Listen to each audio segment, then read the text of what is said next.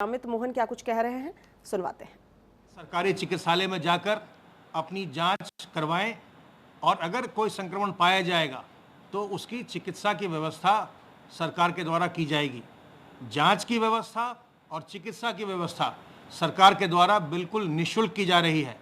इसलिए अगर आप अपने आप में कोई लक्षण देखते हैं या अपने पास पड़ोसी के व्यक्ति में कोई लक्षण देखते हैं तो तत्काल मुख्य चिकित्सा अधिकारी को अथवा नज़दीकी चिकित्सालय में संपर्क करें। मैं आपके माध्यम से ये बताना चाहूँगा कि जो हमारे प्रवासी कामगार आ रहे हैं उनकी हम लगातार ट्रैकिंग करवा रहे हैं। जो भी प्रवासी कामगार आ रहे हैं अगर उनमें कोई भी लक्षण नहीं है तो उन्हें 21 दिन के होम क्वारंटाइन में भेजा जा रहा है। अगर उनमें कोई लक्षण है तो उन्हें रोक करके उनकी जांच करवाई जा रही है और जांच के बाद यदि संक्रमित हैं तो उनको अस्पताल में भेजकर चिकित्सा करवाई जा रही है। अगर संक्रमित नहीं है तो पुनः 7 दिन के बाद उनकी जांच करवाकर तब उन्हें होम क्वारंटाइन में भेजा जा रहा है। अभी तक हम लोगों ने आशा वर्कर्स के माध्यम से, और आशा वर्कर्स ने इसमें बहुत ही अच्छा कार्य किया है। अभी तक उन्होंने 6,58,982 माइग्रेंट वर्कर्स जो लौटे हैं उनके घर जाकर के उनकी हालचाल की जानकारी की है, पूछताछ किया है और उसमें से उन्होंने 764 ऐसे व्यक्तियों को पाया है जिनमें कोई न कोई लक्षण है और उसकी सूचना वो लगातार हमारे पोर्टल पर दिलवा रही हैं और उनकी हम जिनका भी आशा वर्कर्स बता रही हैं कि इनको कोई लक्षण है उसकी हम जांच करवा रहे हैं। और हमने ये पाया है कि जो आशा वर्कर्स जिनको बता रही हैं घर जा कर के देख करके लक्षणों के आधार पर उसमें पॉजिटिविटी काफ़ी आ रही है, अर्थात आशा वर्कर्स बहुत ही अच्छा कार्य कर रही हैं। और जो भी हमारे प्रवासी कामगार जिनको कोरोना वायरस का संक्रमण हो सकता है उन्हें चिन्हित करने में उनका बहुत बड़ा योगदान है। आशा वर्कर्स के अलावा जो हमारी एएनएम्स हैं, डॉक्टर्स हैं, पैरामेडिकल स्टाफ है, नर्सेज हैं, ये सब इसमें लगातार इस लड़ाई में लड़े हुए हैं, लगे हुए हैं और बहुत अच्छा कार्य कर रहे हैं। मैं आपके माध्यम से जो भी चिकित्सा शिक्षा के या चिकित्सा विभाग के जितने भी डॉक्टर्स या पैरामेडिकल स्टाफ या नर्सेज इस जंग में हमारे साथ लगे हुए हैं लड़ाई में, मैं उन सबको आपके माध्यम से धन्यवाद देता हूं, आभार व्यक्त करता हूं। और साथ ही जितने लोग और भी, चाहे वो पुलिस के कर्मचारी हैं, चाहे राजस्व विभाग के हैं, चाहे सैनिटाइजेशन के हैं, जो इस पूरी मुहिम में हमारे साथ हैं, उन सबको मैं धन्यवाद देता हूं। इस समय जो सबसे बड़ी भूमिका है वो है प्रवासी कामगारों को होम क्वारंटाइन में रखने की और इस भूमिका को निभाना है निगरानी समितियों को, ग्राम निगरानी समिति की और मोहल्ला निगरानी समिति को। मेरा अनुरोध है ग्राम निगरानी समिति से और मोहल्ला निगरानी समिति से कि आप सतत निगरानी बनाए रखें। जो भी प्रवासी कामगार लौट रहे हैं, होम क्वारंटाइन में जा रहे हैं, सबसे पहले तो आपको ये सुनिश्चित करना है कि उनके घर पर एक जो फ्लायर लगाया जाना है, एक जो पोस्टर लगाया जाना है जिसमें तिथि लिखी होगी कि किस तिथि से किस तिथि तक वो होम क्वारंटाइन में है, वो फ्लायर उनके घर के सामने ज़रूर लगा होना चाहिए। और आपको ये सुनिश्चित करना है कि जब तक उनकी तारीख है होम क्वारंटाइन की वो अपने घरों में ही रहें, घर से बाहर न निकलें। और जो प्रवासी कामगार होम क्वारंटाइन में जा रहे हैं उनसे मेरा अनुरोध है कि क्योंकि हमको ये लगातार देखने में आ रहा है कि प्रवासी कामगारों में इन्फेक्शन का प्रतिशत थोड़ा ज़्यादा दिखाई पड़ रहा है, इसलिए उनसे मेरा अनुरोध है कि वो अपने घर में भी अपने बुजुर्गों से, गर्भवती महिलाओं से, छोटे बच्चों से और जिनको पहले से कोई बीमारी हो, डायबिटीज़ हो, हाइपरटेंशन हो, कैंसर की बीमारी हो, किडनी की बीमारी हो, उनसे दूर रहें ताकि उन्हें किसी प्रकार का संक्रमण न होने पाए। और मैं आपका भी, मीडिया का भी धन्यवाद देना चाहता हूं जो आपके माध्यम से हम बार बार इस बात को फैला रहे हैं कि बुजुर्गों को बचाएं, गर्भवती महिलाओं को बचाएं और कमज़ोर लोगों को बचाएं। उसका नतीजा ये हुआ है कि 1 महीने पहले जो हमारे कुल संक्रमण में से जो प्रतिशत होता था, 60 वर्ष से अधिक आयु के लोगों का प्रतिशत, वो 9% के आसपास था। आज वो इतनी जागरूकता आ गई है समाज में कि वो प्रतिशत 9% से घट करके 6.5% हो गया है। यानी 60 साल से ऊपर के उम्र के जो बुजुर्ग हैं उनमें संक्रमण का प्रतिशत घटा है।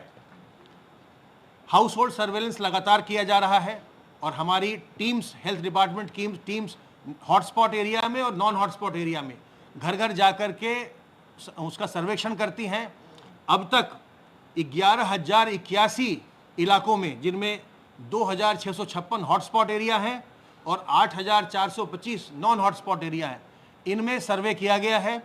और इस सर्वे में 87,141 टीम दिवस के माध्यम से 69,78,009 घरों का सर्वेक्षण किया गया, जिसमें 3,49,20,368 लोगों का सर्वेक्षण किया गया।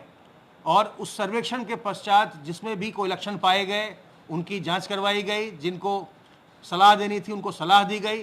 तो ये जो कंटेनमेंट का एक्सरसाइज होता है, जिसमें हम सर्वेलेंस के माध्यम से कंटेनमेंट की कार्रवाई करते हैं, ये बहुत ही मजबूत कार्रवाई है, बहुत ही इंपॉर्टेंट कार्रवाई है और इसमें लगातार हमारी टीमें कार्यरत हैं।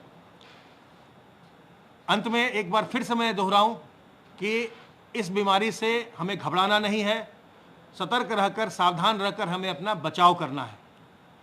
इस बीमारी की इस समय कोई वैक्सीन नहीं है, न ही कोई दवा है, इसलिए सावधान रहकर अपना बचाव करना ही सबसे अच्छा तरीका है।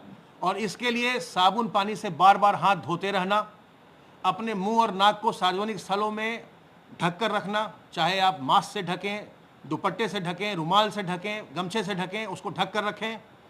सोशल डिस्टेंसिंग बनाएं, किसी भी जगह आप जाएं तो किसी दूसरे व्यक्ति से कम 2 गज की दूरी मेंटेन करें और अपने शरीर की प्रतिरोधक क्षमता को बढ़ाइए।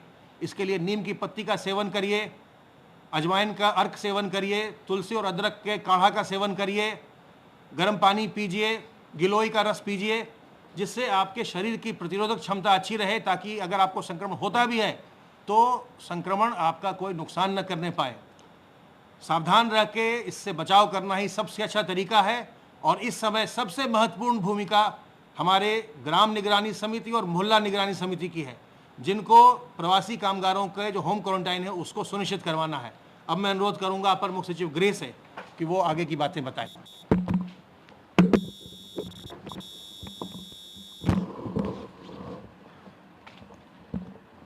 पूरे प्रदेश में प्रवासी कामगारों, श्रमिकों की सकुशल वापसी के लिए क्वारंटाइन सेंटर में सभी लोगों को ले जाया जा रहा है। आपको मालूम है कि लगभग पूरे प्रदेश में अब तक 20 लाख से अधिक प्रवासी कामगार और श्रमिक सकुशल लौट चुके हैं। इतनी अधिक संख्या में प्रवासी कामगारों और श्रमिकों के लौटने पर मुख्यमंत्री जी ने आदेश किया है कि क्वारंटाइन सेंटर पर भी इंफ्रारेड थर्मामीटर्स प्रोवाइड फॉर कर दिए जाएं, जिससे कि ग्राउंड लेवल पर ही यदि कहीं लक्षण किसी को हो, टेम्परेचर हो, हल्का भाई बुखार हो, तो तुरंत उनकी आइडेंटिफाई करके उनको इंस्टीट्यूशनल क्वारंटाइन और फिर प्रॉपर मेडिकल केयर दिया जाए। आपको मालूम है कि प्रत्येक हमारा जो श्रमिक है, कामगार है, जब आता है तो 15 दिन का उसको खाद्यान्न का किट भी दिया जा रहा है। मुझे बताने में खुशी है कि अब तक 46,103 ग्राम पंचायतों में 16,08,184 व्यक्ति राजस्व विभाग के क्वारंटाइन सेंटर्स के माध्यम से ग्रामीण क्षेत्र में गए हैं। और जो नगरीय क्षेत्र और वार्ड और मोहल्ला है, उनमें 6,202 मोहल्ला वार्ड में 2,24,639 लोग गए हैं, यानी 16,08,184 ग्रामीण क्षेत्र के क्वारंटाइन सेंटर में और अर्बन एरिया में 2,24,639 अर्बन एरियाज के क्वारंटाइन सेंटर में, यानी कुल मिला के 18,24,000 से ज़्यादा लोग क्वारंटाइन सेंटर्स के थ्रू गए हैं। यानी लगभग 20,000 लोग जो है पूरे प्रदेश में विभिन्न माध्यमों से आए हैं।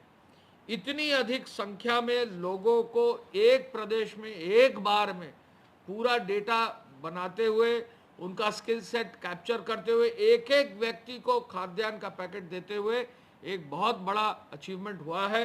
मुख्यमंत्री जी ने कहा है आगे आने वाले समय में अभी भी निरंतर प्रतिदिन लगभग 100 ट्रेनें हमारे प्रदेश में आ रही हैं। अभी भी निरंतर प्रतिदिन बसों से लोगों को अन्य प्रदेशों से लाया जा रहा है। अभी भी निरंतर प्रतिदिन हमारे विभिन्न बॉर्डर से मथुरा, झांसी, सहारनपुर, प्रयागराज, महोबा, वाराणसी सभी बॉर्डर से जो है लोग आ रहे हैं। ऐसे कारण से जो क्वारंटाइन सेंटर्स हैं उनको और मजबूत और उनको और सुदृढ़ करने और उनकी क्वारंटाइन सेंटर्स की निरीक्षण के लिए जो 75 जनपदों में विशेष सचिव स्तर के अधिकारी भेजे गए हैं उनका भी आज रिव्यू किया गया है। मुख्यमंत्री जी ने कहा है कि जो होम क्वारंटाइन में लोग भेजे जाएं, उन होम क्वारंटाइन में लोगों को भेजते वक्त ये इंश्योर किया जाए कि वहाँ मोहल्ला समितियों को उनकी पूरी जानकारी हो जाए। मोहल्ला समितियों को अगर जानकारी होगी तो वो इंश्योर करेंगे कि लोग अपने होम क्वारंटाइन में रहें, लोगों को प्रचार करेंगे, लोगों को समझाएंगे, वहाँ जो भी ग्राम, मोहल्ला और ग्राम हैं वहाँ पर लोगों को जागरूक भी करेंगे। जो लोग लौटे हैं उनको जागरूक करेंगे, उनके परिवार के लोगों को जागरूक करेंगे, उनके आसपास के लोगों को जागरूक करेंगे। तो ये आज जो है निर्णय हुआ कि आज हर हालत में क्वारंटाइन सेंटर्स का पुनः एक नए सिरे से जो है उनका निरीक्षण किया जाए। हाईवेज की पेट्रोलिंग के लिए जो है विशेष रूप से मुख्यमंत्री जी ने आज पुनः कहा है। आपको मालूम है 1 या 2 एक्सीडेंट्स की सूचना आती है, उन एक्सीडेंट्स पर तुरंत जिला मजिस्ट्रेट और संबंधित पुलिस के अधिकारियों को आदेशित किया जाता है कि तुरंत घायलों का उपचार करें, तुरंत उनको अस्पताल ले जाएं, जहां जिस तरह की आवश्यकता हो उनको आगे व्यवस्था सुनिश्चित करें। लेकिन फिर भी जो है पेट्रोलिंग को और बढ़ाने का निर्देश पुलिस को आज उन्होंने दिया है। लॉकडाउन 4 के बाद बाजार विभिन्न जनपदों में जिला मजिस्ट्रेटों ने अपने व्यापार मंडलों से राय मशवरा करके बाजार खोले हैं। सोशल डिस्टेंसिंग फॉलो करना है, बाजारों में ये इंश्योर करना है कि प्रत्येक दुकानदार जो है अपने पास सैनिटाइज़र रखे, प्रत्येक दुकानदार जो है इंश्योर करे कि वो खुद मास्क पहने, ग्लव्स पहने, प्रत्येक दुकानदार ये इंश्योर करे कि जो खरीदार आए वो बिना मास्क के अगर आता है तो उसको कोई सामान न दे, क्योंकि अगर कोई भी व्यक्ति नियमों का पालन नहीं कर रहा है तो उसको कहीं भी एंटरटेन करने की आवश्यकता नहीं है। आपको ये भी मालूम है कि यदि मास्क जो है नहीं पहनता व्यक्ति तो अब जुर्माना लगना भी शुरू हो गया है। और मुझे बताने में मैं बताना चाहूँगा कि पिछले 2-3 दिन में 5000 से अधिक लोगों को मास्क न पहनने पर 100 रुपये का जुर्माना जो है पुलिस द्वारा अब जारी कर दिया गया है, जुर्माना लिया जा रहा है। तो ऐसे में पुलिस को ये निर्देश है कि पेट्रोलिंग पूरी करें, जो लोग मास्क ना पहने हो मास्क पहनने की हिदायत दें, नहीं मानते हैं जुर्माना जरूर करें, अगर फिर भी नहीं मानेंगे तो जुर्माना की धनराशि भी बढ़ेगी। मुख्यमंत्री जी ने क्वारंटाइन सेंटर्स में जो थर्मोमीटर लगाने और पल्स ऑक्सीमीटर लगाने यानी ऑक्सीजन लेवल को भी चेक करने के लिए भी इंस्ट्रूमेंट्स लगाने का निर्देश दिया है। मुख्यमंत्री जी ने कहा है कि जो व्यक्ति आए उसका अगर डेटा फीड हो जाएगा तो 1000 रुपये का भरण पोषण का जो धनराशि है उसको भी जल्दी से जल्दी उनको उपलब्ध कराया जाए।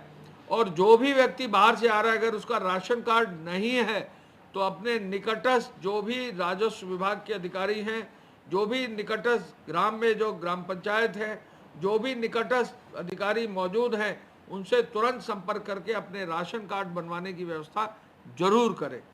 हर व्यक्ति को राशन कार्ड मिले, हर व्यक्ति को निःशुल्क खाद्यान्न मिले, ये निर्देश आज मुख्यमंत्री जी ने दिया है। मुख्यमंत्री जी ने कहा है कि बेहतर संवाद बनाकर जनपदों में अच्छा कार्य हो सकता है। वरिष्ठ प्रशासनिक अधिकारियों के इस कार्य के लिए उन्होंने नामित किया है और अब बहुत जल्दी ही अपर मुख्य सचिव, सचिव और विशेष सचिव स्तर के भी, प्रमुख सचिव स्तर के भी अधिकारी जो है विभिन्न जनपदों में एक साथ नए सिरे से जाएंगे, ये देखने के लिए कि किन किन जिलों में कैसी व्यवस्था है और क्या और सुधार हो सकता है, कहाँ कमियां हैं जिनको दूर किया जा सकता है। कोविड चिकित्सालयों का निरीक्षण करने के लिए नियमित निरीक्षण करने का भी निर्देश मुख्यमंत्री जी ने कहा है। उन्होंने ये भी कहा है कि वेंटिलेटर चल रहे हैं कि नहीं, ऑक्सीजन की मशीन चल रही कि नहीं, ये जाकर मौके पर देखा जाए, ये निर्देश उन्होंने कहा है कि इसको इंश्योर किया जाए। टेस्टिंग की क्षमता को 10,000 लाने के लिए मुझे बताने में खुशी है कि प्रदेश में बहुत जल्दी ही नई टेस्टिंग मशीन अगले 2 या 3 दिन में जो है क्रय होकर आ रही हैं, और जहाँ जहाँ बड़ी मशीनें आ जाएंगी तो इन टेस्टिंग मशीनों के माध्यम से मेडिकल कॉलेजेस में और अन्य टेस्टिंग लैब में क्षमता लगभग 10,000 अगले 3 से 4 दिन में करने का निर्देश है और कर भी लिया जाएगा। कृषि विभाग ने गेहूं क्रय में अच्छा कार्य किया है। कृषि विभाग के अधिकारी अब गेहूं क्रय केंद्रों का निरीक्षण भी कर रहे हैं। हमको ये बताने में खुशी है कि गेहूं क्रय केंद्रों पर कहीं भी जो है शिकायत नहीं आई है। अगर कहीं 1-2 शिकायत आई भी है तो वहाँ जिले के अधिकारियों को, जिलाधिकारियों को, कृषि विभाग के अधिकारियों को कहा है, यदि कहीं भी गेहूं क्रय केंद्र पर शिकायत पैसे लेने की या किसी भी प्रकार की आएगी तो एफआईआर तुरंत दर्ज करके ऐसे लोगों पर कार्रवाई जरूर की जाए।